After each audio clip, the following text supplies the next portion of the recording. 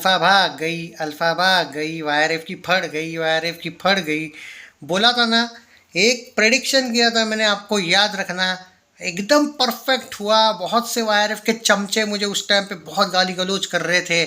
मैंने बोला था वाईआरएफ को वॉर टू का इतना बड़ा सदमा लगा है कि सैयारा का जो ब्लॉकबस्टर है ना, वो या फिर जो भी ऑल टाइम ब्लॉकबस्टर बोल लो सैयारा को, उसकी उनको खुशी नहीं है जितना वॉर टू ने सदमा दिया इन लोगों को। टाइगर 3 अंडर परफॉर्म ही थी, उसको तुम हिट बोलो कंपलसरी का या कुछ भी बोलो, जैसी चाहिए थी वैसी चली नहीं थी। लास्ट पठान इनकी ब्लॉकबस्टर थी। उससे पहले भी वाईआरएफ का भिखारी जैसा ही हालत था। आप याद कर लो, शेरनी कौन सी वो शमशेरा आई थी ना रणबीर कपूर की, अक्षय की कौन सी वो पृथ्वीराज, वो भी तो वाईआरएफ की थी शायद। एक बंटी बबली 2 आई थी, एक कौन सी आई थी वो, जयेश भाई जोरदार, और एक अर्जुन कपूर की संदीप पिंकी फरार। सारी वाईआरएफ की 2020 जब वो कोविड आया उसके बाद जो हालत पतली थी, बस थोड़ा सा टाइगर ने कमा लिया था, वो कि बहुत अच्छा कमाया नहीं था।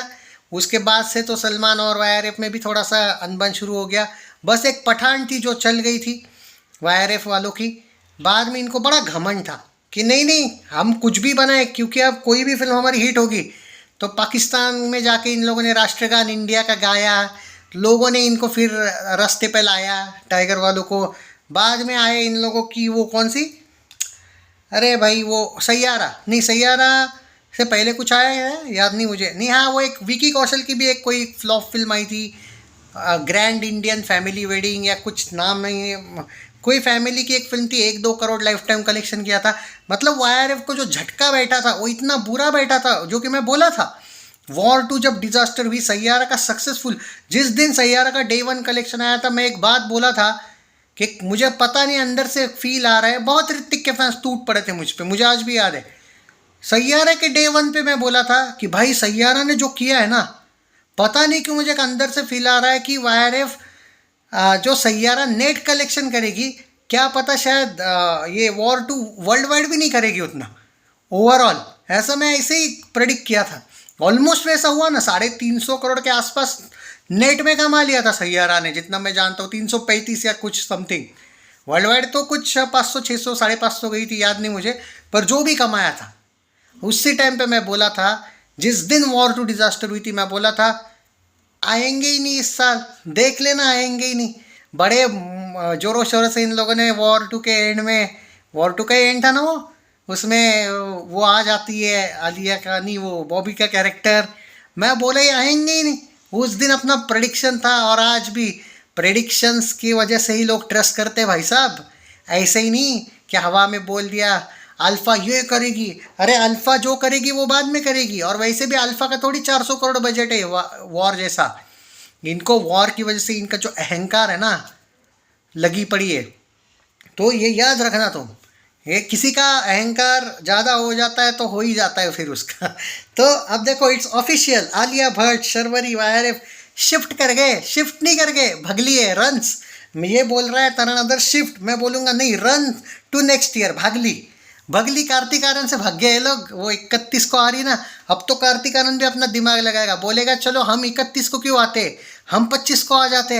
एकदम सिंपल सी बात है ना, 31 को आने वाले थे वो, 5 दिन का गैप था, अरे बच्चे से डर गए ये लोग, तो अब क्या ही बोल सकते हैं भाई। वाईआरएफ वाले कार्तिक से डर गए, ज़बरदस्त यार। वो भी कौन सी फिल्म, भूल भुलैया वाली नहीं, एक छोटी सी फिल्म है, तू मेरा मैं तेरी मैं तेरा तू मेरी, क्या वो जो भी है वो, उससे शायद उससे डर गए। तो मज़ा आ गया। अब करण जौहर की फिल्म है, वो तो नहीं छोड़ेगा अच्छी रिलीज डेट, तो कार्तिक के फैंस के लिए तो चलो उत्सव की तैयारी शुरू कर लो, क्रिसमस तुम लोगों का है भाई। तो ये हो गया। अब सुन लो, अल्फ़ा नेक्स्ट ईयर, अब कब आ रही है, अल्फ़ा विल नाउ रिलीज इन 17 अप्रैल 2026। और अब कुछ लुक्खों को मैं एक रिक्वेस्ट करूंगा, पहले मैं आर्टिकल पढ़ लेता हूँ, बाद में वाईआरएफ के कुछ चमचे होंगे तो मैं बता देता हूँ। देखो वाईआरएफ के चमचे, उनको तो रोस्ट करूंगा ही मैं, याद रखना। The post production team needs additional time to complete the VFX leading to revise release date. ये बहुत इन लोगों के झंडुओं के बहाने होते हैं हमेशा, पोस्ट प्रोडक्शन वर्क बाकी है भाई, वीएफएक्स बाकी है। और वाईआरएफ के वीएफएक्स कैसे पता है ना कैसे होते हैं, कितना भी वर्क करो कैसे होते हैं, वॉर टू के याद है ना, ज़बरदस्त वीएफएक्स थे ना, एकदम दुनिया ऐसे अरे भाई वाईआरएफ है, वीएफएक्स पे वर्क करने की बात करो ही मत ना, वो बहाने ही मत करो कि सीधा सीधा बोल देने का कि भाई नहीं आ रही है। कोई रीज़न क्यों दे रहे हो कि भाई वीएफएक्स पोस्ट प्रोडक्शन ये बाकी है वो बाकी है? कुछ नहीं, भाग गए। और चलो भागना भी बनता है, क्योंकि ये अच्छा डिसीजन कहूँगा मैं।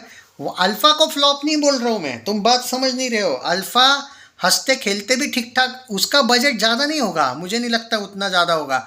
वो हंसते खेलते भी कर लेगी कुछ कलेक्शन भाई।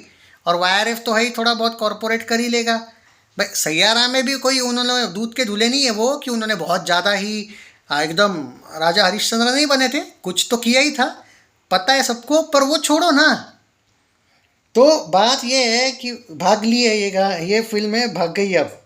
तो 26 में आ रही है, 17 अप्रैल को आ रही है, आईपीएल में आ रही है। और बाद में मत भाग जाना भाई, मतलब वहाँ पे ही रहना अब। पर एक फिल्म है ये ये अभी भी आती तो अच्छा कर लेती, मुझे नहीं समझ में आ रहा है क्या इनको बजट ज़्यादा है या क्या है, मुझे नहीं पता। क्योंकि आलिया भट्ट हो, शर्वरी हो, इनका बजट इतना खुद का भी उतना नहीं होगा। बॉबी देओल भी ज़्यादा पैसे नहीं लेता है विलन बनने के, सस्ता सा विलन है वैसे भी वो, तो इतना कुछ पैसा नहीं लेगा वो। देखते हैं मतलब क्या होगा मुझे। और वीएफएक्स में ये कितना ही खर्चा करेंगे भाई। वाईआरएफ के वीएफएक्स है भाई, वो रेड चिलीज के बाप लेवल के थोड़ी वीएफएक्स है, वाईआरएफ है वो। आपको एक एग्जांपल देता हूँ, पठान भले ही ब्लॉकबस्टर हुई और जवान भी ब्लॉकबस्टर हुई, दोनों भी चलो ऑल टाइम ब्लॉकबस्टर हुई, दोनों के वीएफएक्स में ज़मीन आसमान का फ़र्क था। क्योंकि रेड चिलीज के वीएफएक्स तबाही होते हैं शाहरुख खान वाले। अब वही शाहरुख खान जब पठान में काम करता है तो उसके वीएफएक्स याद करो, फ़र्क है भाई।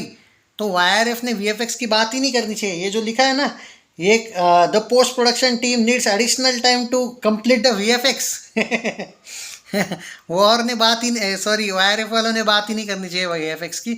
इससे अच्छा तो रेड चिलीज वगैरह के साथ डील कर लो, वीएफएक्स उनसे ले लो। भूल भुलैया वालों ने किया था भाई, शाहरुख खान की रेड चिलीज जो थी। इवन सिंघम वालों ने भी, मैंने सुना है कि उस दिन जब पिछले साल क्लैश हुआ था वो, उस टाइम पे रेड चिलीज कॉमन फैक्टर था। रेड चिलीज ने कलर ग्रेडिंग किया था दोनों फिल्मों का, वीएफएक्स का भी शायद, वीएफएक्स वगैरह भी उन्होंने ही दिए थे। तो चलो जाने दो, जो है उनकी चॉइस है। वाईआरएफ को अपने अपने वीएफएक्स के प्रमोट करने की बहुत आदत है। पर यह बात तो है, अल्फा भाग गई, अल्फा भाग गई, वॉर 2 की वजह से सदमा लग गया, आदि चोपड़ा झुक गया, क्या बोले। एक वो है भाई, सच में झुकता नहीं है किसी के सामने, झुकेगा नहीं साला वो सच में 1900 करोड़ करके गया। और ये लोग भागते रहते हैं बॉलीवुड वाले यार, यही यही इस वजह से रोस्ट होते हैं लोग मुझसे। बाद में तुम बोलते हो रोस्ट मत किया करो, बड़ा बुरा करते हो, क्यों करूँ यार, मतलब क्यों ना करूँ। इनको भागने की ज़रूरत थी क्या? कार्तिक आर्यन से डर गए भाई, बाकी कोई लॉजिक नहीं इसके पीछे। मतलब आज वो सदमा लगा है कि कार्तिक से तक डर चुके हैं, बाकी तो छोड़ ही दो। मतलब हाँ, तो समझो बात को, ये है वाईआरएफ का हाल। और वाईआरएफ का क्या सक्सेस है रे, तुम लोग बोलते हो वाईआरएफ वाईआरएफ, अरे क्या है वाईआरएफ, हाँ कौन सा वाईआरएफ, कौन सी इनकी फिल्में ब्लॉकबस्टर गई भाई साहब? वो एक ही फिल्म थी पठान, मैंने लाइन से बताई तुम लोगों की वाईआरएफ की क्या हालत है। लोग भूल गए क्या? 300 करोड़ इन लोगों ने पृथ्वीराज पे लगाए, 10 कितने 50-60 करोड़ भी वापस नहीं आए। तो ये छोड़ दो सारी चीज़ें कि वाईआरएफ बहुत बेस्ट है, बड़ा प्रोडक्शन हाउस है नाम का। उससे अच्छा तो वो दिनेश विजन की फिल्म का प्रोडक्शन है भाई, सदमा है ये। और ये चाहते हैं कि कम से कम अल्फा ना टूटे भाई। और वैसे भी इनकी गलती नहीं है, इस साल इनके 3 फिल्में नहीं आने वाले थे, ये 2 फिल्में ही काफ़ी है। एक सैयारा, इज्जत दी, एक वॉर 2, इज्जत आई हुई इज्जत उतार भी दी तो अब वो थोड़ा सा इज्जत की बात है, इसलिए ये चाहते हैं कि चाहे अल्फा इज्जत दे या इज्जत उतारे, अगले साल ही करे जो करना है, अभी हम में दम नहीं है भाई